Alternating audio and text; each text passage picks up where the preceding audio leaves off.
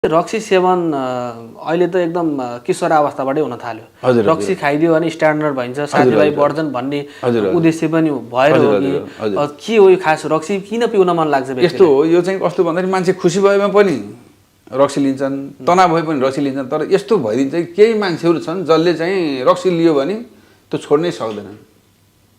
उसलाई ऊ छोड्न चाहन्छ तर छोड्न सक्दैन। त्यही भएर हामीले नसा भन्ने कारणै यही हो नि त। र दिनदिनै चाहिँ डोज बढ्दै जान्छ। बेलुका बेलुका सुरुमा लिन्छन्, अनि त्यसपछि बेलुका पनि अझ कडा कडा खालको ब्रान्डहरू लिने, अनि त्यसपछि बेलुका नभएपछि फेरि बिहान पनि लिन थाल्छन्। जब बिहान लिन्छ अनि त्यसपछि बिरामीलाई धेरै गाह्रो हुन थाल्छ। अनि त्यस्तोमा हामी भर्नै गरेर उपचार गर्नुपर्ने हुन्छ र अरू खालको कम्प्लिकेसनहरू अल्कोहलबाट आउँछ। छुटाउन सकिन्छ यो रक्सी खाने बानी? हजुर, रक्सी खानेलाई मजाले छुटाउन सकिन्छ। त्यसको उपचार विधि के हुन्छ? हजुर, यस्तो छ। अब के छ भन्दाखेरि धेरै कुराहरू छ अल्कोहलमा। एउटा त रक्सी खाने मान्छेहरू छारो जस्तै भएर ढल्ने आउने पनि हुन्छ। हेर्नुहोस्, अल्कोहल विथड्रल सिजर भनेर भन्छौँ हामी। अर्को, अल्कोहल लिएको मान्छेहरू तपाईँको चाहिँ कानमा आवाज आउने, एक्लै बोल्ने, होइन, एक्लै हाँस्ने, जुन हामी कडा मान्छेहरू सिजोफ्रेनिया भन्छौँ नि त, त्यस्तो पनि भएर आउँछ केही मान्छेहरू। र अर्को चाहिँ ड्युअल डायग्नोसिस भन्छौँ हामी। धेरै चाहिँ यो मन अस्थिर हुने रोग, अहिले मैले भने जुन डिप्रेसन, मेनिया भन्छौँ नि हामी, मेनिया, बाइपोलर, यस्तो खालको रोगमा चाहिँ त्यस्तो मान्छेलाई रक्सी पऱ्यो भने चाहिँ तिनीहरू कहिल्यै छोड्न सक्दैनन्। अनि आज पनि ल्याएछ, भोलि पनि ल्याएछ, मर्निङ ड्रिङ्क छ, त्यसपछि बिहान पनि ल्याएछ, गर्दा गर्दै चाहिँ यो चाहिँ पुरै चाहिँ मान्छे चाहिँ हामीले अब जडिया भनेर भनिन्छ नि त, मानौँ न। त्यसको साइकोप्याथोलोजी त्यो भएको हुन्छ, जुन चाहिँ मन अस्थिर हुन्छ, अस्थिर भएपछि उसले त्यो छोड्नै सक्दैन, छोड्न खोज्छ उसले तर छोड्नै सक्दैन है। त्यस कारणले यसलाई छोडाउनको लागि चाहिँ हामीले चाहिँ विभिन्न खालको उपचारहरू गर्छौँ हामी है। अब त्यसको बारेमा अलिकति बताउँछु मैले। रक्सी लिने मान्छेलाई अर्को औषधि दिएर छुटाउने एउटा त्यो छ। हामीले त्यसलाई डिटक्सिफिकेसन भनेर भन्छौँ। अब केही औषधिहरू अब हामीले दिन्छौँ, अनि डोज घटाउँदै लान्छौँ। एक हप्तामा चाहिँ हामीले त्यो टुङ्ग्याउँछौँ है। आज चाहिँ अब 100 mg भयो, अर्को दिन 75 mg, यसरी घटाउँदै लगेर चाहिँ हामी चाहिँ अब त्यो औषधि घटाउँदै लगेर अनि स्टप गराउँछ। एउटा त्यो छ। अर्को चाहिँ रक्सी लिने मान्छेलाई अहिले भने जस्तो अर्को रोग पनि मिसिया हुन्छ है। करिब करिब 25 देखि 30% मान्छे अर्को रोग मिसिया हुन्छ। त्यो अर्को रोग मिसिएको मान्छेलाई त्यही अहिले जस्तो गरेर चाहिँ निको हुँदैन। त्यसलाई त्यो रोगको पनि थोरै औषधि हामीले त्यसलाई म्यानेज गर्नुपर्ने हुन्छ होइन। त्यसलाई कोमर्बिड कन्डिसनलाई ट्रिट गर्ने भनेर भन्छ। अर्को, बिरामीलाई मोटिभेसन गर्ने है। बिरामीलाई चाहिँ अब त्यो कसरी सुरु भयो, कसरी चाहिँ छोड्न सकिन्छ होइन। छोड्न चाहिरहेको हुन्छ उसले। रक्सी खाने मान्छेहरूले धेरै जसो बिरामी चाहिँ अरू दुर्व्यसनी भन्दा रक्सी खाने बढी जेन्टल भन्छौँ क्या। यसमा के हुँदो रहेछ भने आज खान्छु भोलिबाट खान्न भन्ने हुन्छ। हजुर हजुर। तर भोलि उज्यालो भएपछि उसले सुरु गर्छ। नसा हो, छोड्नै सक्दैन। भोलि झन् गाह्रो भइरहेको हुन्छ। अनि आज मात्रै लिन्छु भन्छ, पैसा पनि निस्किन्छ होइन। त्यो कारणले त्यो कोमर्बिड कन्डिसन, अर्को रोग के मिसिया छ भने त्यसलाई पनि हामी उपचार गर्छौँ। र मोटिभेसन गराउने भने कसरी कहाँ मिस्टेक भयो, कसरी छोड्न खोज्यो, कहाँनिर ऊ भयो, त्यो सबै कुरा हामीले एनालाइसिस गर्छौँ। एनालाइसिस गरेर चाहिँ त्यसलाई चाहिँ अब यसो गरेर पनि छोड्न सकिन्छ भनेर हामी चाहिँ सरसल्लाह दिन्छौँ। अर्को चाहिँ ग्रुप थेरापी भन्छौँ हामी। रक्सी लिने मान्छेहरूलाई चाहिँ ग्रुपमा राख्यो भने आफ्नो एक्सपिरियन्सहरू सेयर गर्छन् कि। सेयर गरेपछि त्यसले पनि हेल्प गर्छ। तर हामीले त्यो औषधिको प्रयोग अथवा चाहिँ यी त गर्नै पर्ने हुन्छ, त्यो कुरा मात्रै गरेर हुँदैन यसमा। र लास्टमा चाहिँ हामीले चाहिँ अझै डाउट छ भने हामी चाहिँ एउटा खानै मन नलाग्ने औषधि हुन्छ, जुन चाहिँ अब औषधि त्यो खाएपछि आफूलाई रक्सी खानु लिन मन लाग्ने, पछि हामी त्यो राख्छौँ। यसरी चाहिँ हामी उपचार गरेको हुन्छौँ। जस्तै एउटा व्यक्तिले रक्सी खान चाहिँ कसरी सिक्दो रहेछ, तपाईँहरूको अध्ययनले के देखाउँछ? बडो राम्रो प्रश्न गर्नुभयो। अब तनाव भएर पनि लिन्छ मान्छेले है। अब टिनेजरहरूले चाहिँ एउटा नयाँ चिज हेरौँ खाम भनेर, अथवा बर्थडे अहिले विभिन्न छ नि त, त्यहीँबाटै सिक्छन् कि। बर्थडे पार्टी, अरू केमा चाहिँ साथीले खा भनेर भनिदिन्छ होइन। अनि त्यसपछि चाहिँ लिन थाल्छन्। यो नयाँ चिज हो, हेरौँ भनेर खान्छ कसैले, अनि त्यसपछि छोड्न सक्दैन कसैले चाहिँ। कसैले एकदम राम्रो प्रगति गर्यो, त्यही लिइरहेको हुन्छ। कसैले फ्रस्ट्रेसन भयो है। 1-2 जना पेसेन्ट मैले चिताउने देखाएको छु। अब परिवार छ, अब आर्थिक अवस्था पनि कमजोर होला, के होला, अहिले विदेशी क्रम बढ्दो छ। अब हस्बेन्ड बाहिर गएको छैन, वाइफ बाहिर गएको छ। हस्बेन्ड के गरेर बस्ने, पुरै रक्सी खाएर बस्ने, यस्तो खालको अवस्था छ कि यसमा चाहिँ। जस्तै एउटा रक्सी खाएको व्यक्तिले उसको परिवारलाई चाहिँ के कुरामा चाहिँ टेन्सन दिइरहेको हुन्छ, कसरी सताइरहेको हुन्छ? एकदम राम्रो कुरा गर्नुभयो। रक्सी खाने मान्छे अर्को समस्या पनि अहिले मैले जुन चाहिँ ढल्ने कुरा गरेँ, कानमा आवाज आउने कुरा, अर्को चाहिँ के सस्पेक्ट विथ स्पाउस भनेर श्रीमतीसँग शङ्का गर्ने, अथवा श्रीमानले रक्सी खाएछ भने श्रीमतीले रक्सी खाएछ भने श्रीमानसँग शङ्का गर्ने। यो मान्छे चाहिँ कतै अन्त हिँडेको छ त्यस्तो पनि भएर आउँछ। कोही बिरामीहरू केही गरेका छैन, गल्ती गरेका छैन, तले उसले चाहिँ श्रीमानलाई अथवा श्रीमतीलाई दोष लगाउने है। अनि त्यसले गर्दाखेरि चाहिँ अब अर्को फ्यामिलीमा समस्या ल्याउँछ। डोमेस्टिक भाइलेन्स भनेर भन्छौँ नि हामी, कुट्ने घर। मैले एउटा यस्तो भेटाएँ यो 21 वर्षको अवधिमा चितवनमा, एउटा परिवार घरबाटै पुरै चाहिँ घर छोडेर भाग्यो।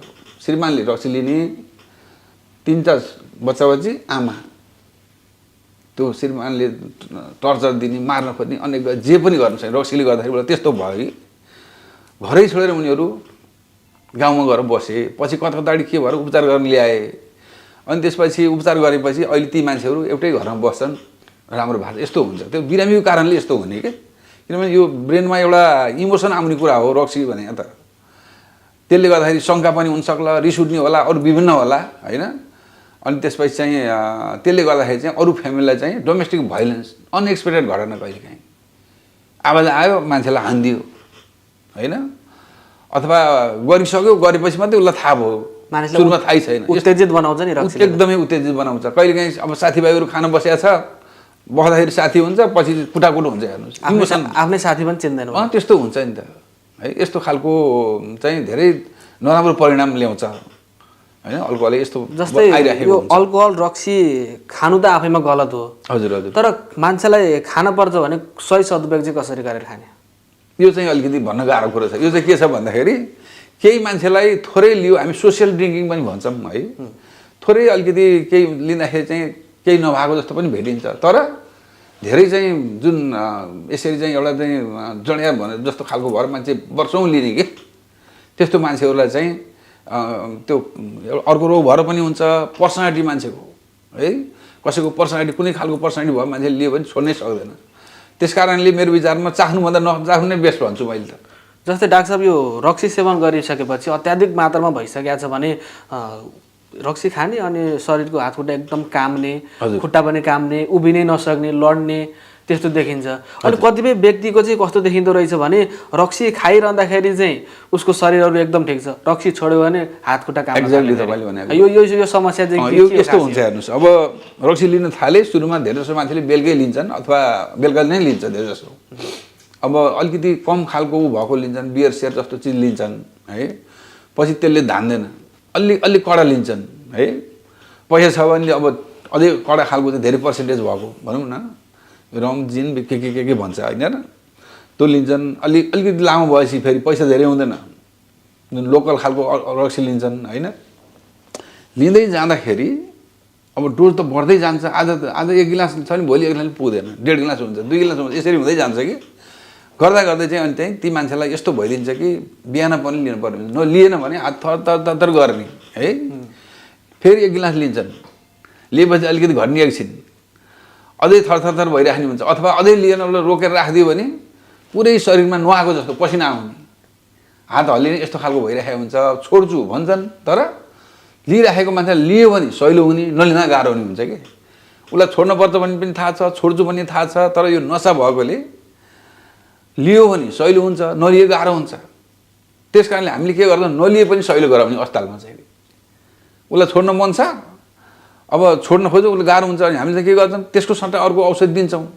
अनि उसले रक्सी नलिए पनि उसलाई सहिलै हुँदै जान्छ। गर्दै गर्दै लगेर हामीले चाहिँ त्यो औषधि घटाउँछौँ।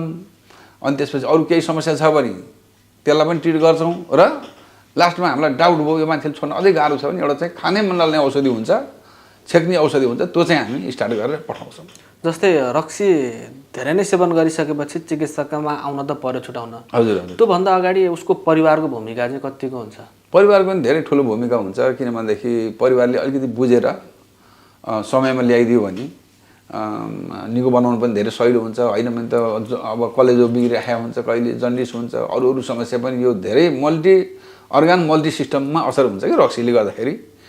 ब्रेनदेखि लिएर त्यसपछि आएर चाहिँ कलेजोदेखि लिएर भनौँ न अब मुटुदेखि लिएर हरेक ठाउँमा असर गरिरहेको हुन्छ। त्यस कारणले टाइममा आएर छोड्यो भने फेरि सबै करेक्सन टोटल करेक्सन हुन्छ। तर एकपल्ट सिरोसिस भयो भने म अब छोड्छु मलाई निको होस् भन्दा निको हुँदैन फेरि, त्यस्तो छ। जस्तै मैले एउटा जिज्ञासा राख्न चाहेँ तपाईँसँग। हजुर हजुर हजुर। रक्सी खाएर बिग्रिएको मान्छेलाई पुनर्स्थापना केन्द्र सुधार केन्द्रमा लैजाने प्रचलन छ। हजुर हजुर। उसलाई सुधार केन्द्र लैजाने कि हस्पिटलमा ल्याउने? हो, यो कुरा राम्रो कुरा भन्नु। यस्तो छ हेर्नुहोस्, अब मैले अहिले भने करिब करिब 25 देखि 30-35% मान्छेहरूमा कोमोर्बिडिटी हुन्छ कि अर्को रोग पनि मिसिया हुन्छ हेर्नुहोस् होइन। त्यो कारणले तपाईँको चाहिँ अब त्यो मान्छेलाई 5 वर्ष राख्नुहोस्, निक्लिएपछि चाहिँ बाटोमा आएरै खाइदिन्छ कि, त्यस्तो खालको हुन्छ। त्यस कारणले हामीले हस्पिटल बेसको ट्रिटमेन्ट पहिला गर्छौँ, पछि कसैलाई अझै केही गाह्रो भयो भने त्यो गर्न मिल्छ। तर सुरुमै त्यसरी राख्यो भने चाहिँ मैले 1-2 एक चितवनमै त्यसरी रियामा राखेर मान्छे एक्सपायर भएको पनि भेटाएको छु कि, किनभने त्यसो सट्टा अरू केही गर्नु पऱ्यो नि त होइन र। त्यसै छोड्न उसले सक्दैन। नभए त अब मान्नु रक्सी खाएको मान्छेलाई घरमा चाहिँ ढोका लाएर तालचा लाएर छोडिदियो के हुन्छ भने जस्तो कुरा चाहिँ मान्छे मर्न सक्छ हेर्नुहोस्। किनभने उसलाई यति गाह्रो हुन्छ कि छारेकै निकालिदिन्छ कि। जसले बिहानदेखि रक्सी खान्छ त्यस्तो मान्छेलाई म यसलाई खुवाउन र केही पनि दिन्न, यसलाई बाहिर निक्लिन दिन्न भनेर थुनेर राखिदियो भने त्यो मान्छे डेथ भइरहेको हुन्छ। कहीँ यस्तो घटना पनि सुन्छु मैले। अब त्यो कति कुराहरू पुलिसमा पुग्छ, कति कुरा पुग्दैन, त्यस्तो हुन्छ। त्यस कारण रक्सी खाने मान्छेलाई अर्को औषधि राखेर घटाउँदै लानुपर्ने हुन्छ। होइन भने छारे रोग आउँछ, धेरै गाह्रो हुन्छ। उसले छोड्न खोज्छ तर सक्दैन कि। जस्तै तपाईँलाई अघि भन्नुभएको थियो रक्सी खाने मान्छे टोला आउँछ, एक्लै भन्न खोज्छ के भन्नुभएको थियो तपाईँले। हजुर हजुर। जस्तै तपाईँ कहाँ उपचार गर्न आएछ, उसले टोला आएछ, के तपाईँले सोधेको कुरा पनि उसले भनेको छैन भने उसको मनको भाव कसरी बुझेर चाहिँ उपचार गर्नु? यस्तो हुन्छ। यो अल्कोहलले चाहिँ हाम्रो ब्रेनमा चाहिँ एउटा चाहिँ न्युरो ट्रान्समिटर भन्छ कि, त्यसमा पनि गडबड गराइन्छ। रसायन भन्छौँ हामी, त्यसमा गडबड गरिदिन्छ र त्यत्तिकै मान्छेहरूलाई आवाज आउने, त्यत्तिकै शङ्का लाग्ने, त्यत्तिकै चाहिँ भनौँ न एक्लै बोल्ने, एक्लै आने भइरहेको हुन्छ। त्यस्तोलाई हामीले छुट्टै मेडिसिन राख्छौँ होइन। साइकोसिस भन्छ, अल्कोहल इन्ड्युस साइकोसिस भन्छ कि तपाईँको। त्यो औषधिहरू मिलाएपछि फेरि जस्ता तस्तै आउँछ बिरामीहरू। त्यो छ भने त्यसको पनि उपचार गरेपछि बिरामीहरू सबै कुराहरू राम्रोमा आउँछ त्यसले। होइन भने त त्यो भनौँ न आफ्नै संसार जस्तो बनाइन्छ कि फेरि। अब एउटा समाधानको प्रश्न पनि राखौँ। हजुर हजुर। लागु पदार्थ अनि यो धुम्रपानहरू, रक्सीहरू सेवन गरेको व्यक्तिले अब म छोड्छु भन्यो, आजबाट उसले बानी सुधार्न थाल्यो भने कति दिन जति छोड्यो भने चाहिँ उसले त्यसलाई छोड्न सक्छ? हामीले अब रक्सीकै हिसाब गर्दाखेरि चाहिँ हामी 1 हप्तामा हामी त्यो औषधिहरू स्टक गराउँछौँ है। घटाउँदै ल 1 हप्तामा करिब उसलाई छोडे पनि केही हुँदैन कि। जुनले बिहान खान्छ, बेलुका खानेलाई हामी भर्ना सर्न गर्दैनौँ। हामी ओपिडीमा आएर औषध लेखिदियो, अलिकति कलेजोको जाँच गरेर हामी पठाइदिन्छौँ। जो मान्छे चाहिँ अब बिहानदेखि खान्छ र एकदम धेरै समस्या छ त्यस्तालाई चाहिँ हामी चाहिँ हस्पिटलमा राख्छौँ। राखेर 1 हप्तादेखि राखेर त्यसपछि चाहिँ अनि फेरि हामी बिरामीलाई हेर्छौँ रक्सी मात्रै छ कि अरू केही समस्या पनि छ, मन स्थिर नहुने खालको छ कि, निद्रा नलाग्ने छ कि, चिन्ता बढी मानिन्छ कि होइन। त्यसरी हेरेर अनि त्यसपछि अर्को 4-5 दिन जस्तोमा चाहिँ हामी चाहिँ डिस्चार्ज गरेर पठाउन सक्छौँ र बिचमा फलोअप गर्छौँ। त्यसमा चाहिँ राम्रो हुन्छ, त्यसरी गर्छौँ हामी चाहिँ। जस्तै अघि हामीले सुरुवातमा मानसिक रोगको बारेमा कुरा गरेका थियौँ। हजुर। अहिले रक्सीको कुरा गऱ्यौँ। रक्सी र मानसिक रोगको पनि सम्बन्ध त व्यापक हुँदै छ नि त्यसपछि। किनभनेदेखि यो मैले अहिले पनि भने, मैले सुरुमा पनि भने नि त, एउटा मनोरोग मनोरोग हुँदै हो। दुर्व्यसनले पनि मनरोग गर्छ, दुर्व्यसनले पनि फेरि मनरोग पनि पर्छ होइन। दुर्व्यसनले अर्को मनरोग पनि निकालिदिन्छ कि। अल्कोहल इन्ड्युस साइकोटिक डिसअर्डर भने नि मैले, त्यस्तो खालको चाहिँ। त्यो कारणले यो ब्रेनमा चाहिँ रसायनमा परिवर्तन गरिदिन्छ। गरिबी, बेरोजगार अनि सामाजिक दबावले व्यक्तिले रक्सी खान सुरु गरेपछि त्यही दबावले चाहिँ मानसिक रोग पनि उत्पन्न हुने भयो। हुन्छ, स्ट्रेस भयो मान्छेलाई। अब होइन मैले भने यो रक्सी चाहिँ कस्तो चाहिँ गरिबदेखि धनीसम्म, बढी चिन्तादेखि बढी खुसीसम्म युज गर्ने चिज क्या यो चाहिँ।